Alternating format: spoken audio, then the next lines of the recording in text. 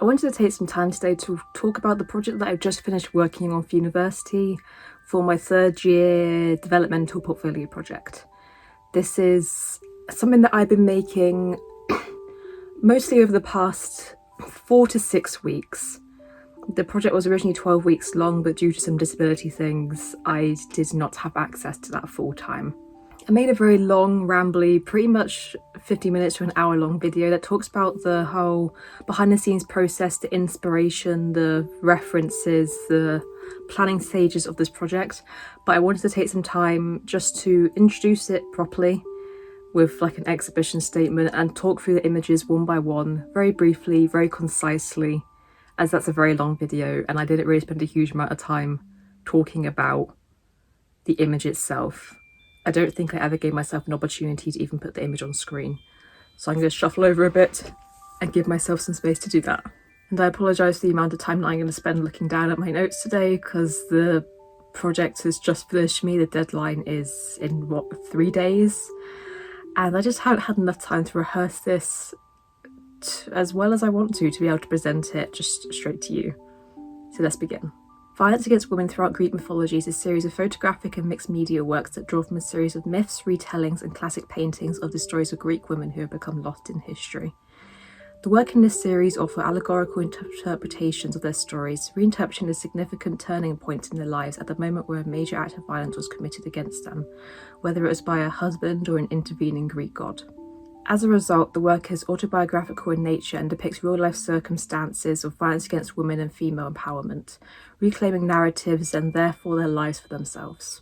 Apart from highlighting the accuracy of stories that have become lost or conflicted over hundreds or thousands of years, the objective is to emphasise, through personal experience, the value of telling your own story.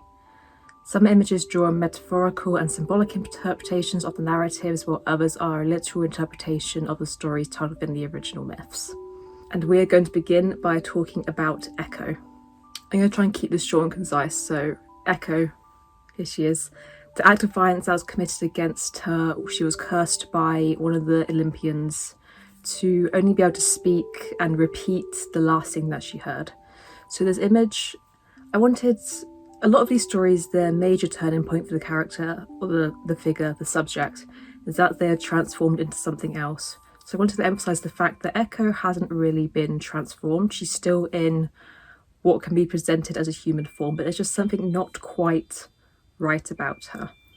Which is why I wanted to keep this to be a very simple portrait of very clearly just a person, but if you look closer, there's something not quite right about it. Next we have Pandora, and she's mostly regarded as the Greek equivalent of Eve from the Bible. She was the first woman on Earth. You may know her from the story of Pandora's box, where she was given a box and opened it and released all of the first sins and the darknesses into the world. But with this image, I don't really want to focus on the box. I wanted to focus on Pandora herself and her character and her actions.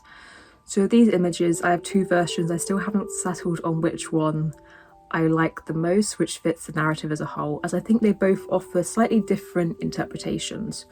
One can be interpreted as Pandora trying to hold back the darkness from escaping into the world, and the other can be interpreted as her being restrained from the darkness and held down by the weight of her actions. Next we have Megara, who is the first mixed media piece in this series, and honestly my favourite. There's very little known about her, as she has one of those stories that is very much dictated by her husband and what her husband did, and she was, I believe, a war prize. So her life became lost to her husband's story. There's also conflicting endings about the story, but the most, not really popular, but the most well-known one is that her husband was cursed by madness by one of the Olympians, and he threw her and their children into a fire. With this image, I didn't want to focus on the fire itself. I always wanted to focus on Megara rising from the ashes, you know, like a phoenix from the ashes, still smouldering from the flames. Next we have Scylla, who was bribed by a Greek king to commit an act of violence against her father and then was betrayed by the king. She was, I guess, bribed or convinced or seduced to be so desperately in love with him that she tried to swim after his boat and she drowned in the process. There are 2 versions of this story in Greek mythology. One is the one that I focused on, where she committed a crime and then paid for her actions and then was turned into a monster. The other one, she starts off as a monster. I wanted to capture her in this image the moment before she transforms, because transformations are a very important part of a lot of these stories, and I wanted her to be suspended in that moment, both paying for a crime she committed and also about to have one committed against her. Next we have the Grey Sisters, who are keepers of a lot of very important secrets for the Olympians. Between them they have one eye and one tooth, so they are pretty much blind unless they are holding the eye, and they also know some prophecies. The big act of violence that was committed against them was Perseus went to their cave to try and find a secret location for one of his quests, and then he stole their eye and left them blind forever.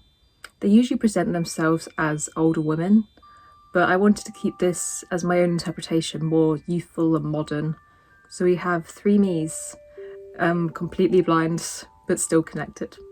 Next we have Eurydice, and you may know her from her husband Orpheus' story. Eurydice was bitten by a snake and sent off to the underworld. Orpheus was so sad by his loss that he played such beautiful music. He was granted safe passage in the underworld and was allowed to bring her back on the one condition that he did not turn around until they had both safely left the underworld. However, he did because he heard a sound, and it can be interpreted that his one true crime is that he loved his wife so much that he had to know that she was alright before they were both fully safe. This is another image that I wanted you to be able to interpret in one of two ways, or your own interpretation if you can find one. You can see it as both of them being safe and free for the underworld, or you can view it as Orpheus cradling his wife's body.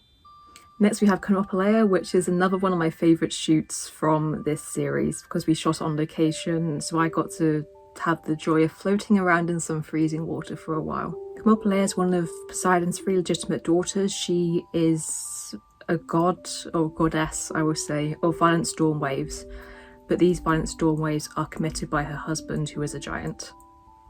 There's very little actually known about Kamapalea. I just realised that I'm definitely not pronouncing her name right, but it's mostly known that she was so big and so clumsy that she was rejected from her family home, and I interpreted that as she was just left fully alone. So here we have Kamapalea, goddess of violent storm waves, dying in completely still water, and there's a lot of hands surrounding her because her husband had 100 hands. This piece is another one of the mixed media works in this series. I wanted her to be surrounded by dried flowers to show a little tribute to the painting of Ophelia, which is something I reference often and I'm in love with and I recreate often, and in that painting Ophelia is also surrounded by flowers. Next we have Marigold, who was the daughter of King Midas, and his touch turned her to gold when he was trying to comfort her. The moral of the story, in the end, after a very long rambling thing of King Midas going on quests, is him realising that his daughter and his family and their love was so much more important to him than his greed and his wealth and turning things to gold. So I wanted to capture Marigold mid-transformation for gold, capturing this pain on her face. It's very different to what I usually do. It's extremely close up, it's very face centric, and I often like to hide my face in photos. And this is another work that will become mixed media, as I just want to put a little bit of paint, a little bit of gold, a little bit of shimmer on the final image.